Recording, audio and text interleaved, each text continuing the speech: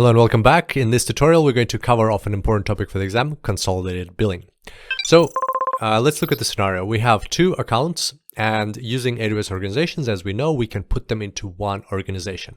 From there, what we can do is enable consolidated billing, and this will give us three benefits. So keep these benefits in mind for the exam.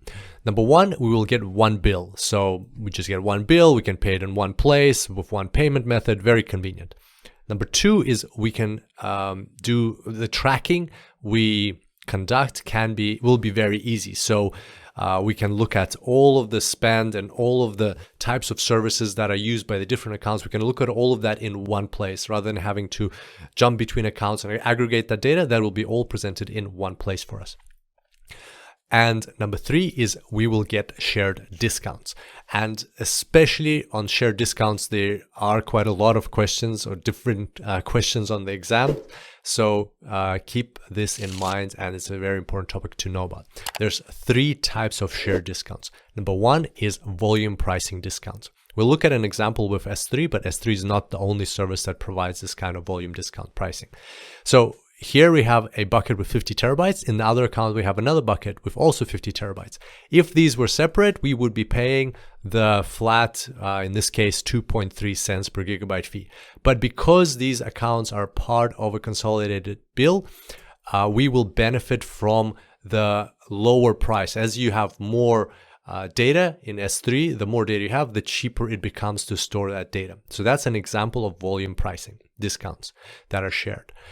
Another discount that's shared is reserved instance discounts. As we know from previous tutorials on reserved instances are like slots. You commit to them in advance and they're reserved, but whether or not you run EC2 instances in these slots is up to you. So let's say in this account we have 4 reserved instance slots that we've committed to, and we're only running actually 2 EC2 instances. So the other 2 reserved instance slots are not being used. Well, let's say the other account is running 3 EC2 instances, then these reserved instance slots will be shared with that account and we'll end up paying less overall, and they won't be just wasted, these reserved instance slots.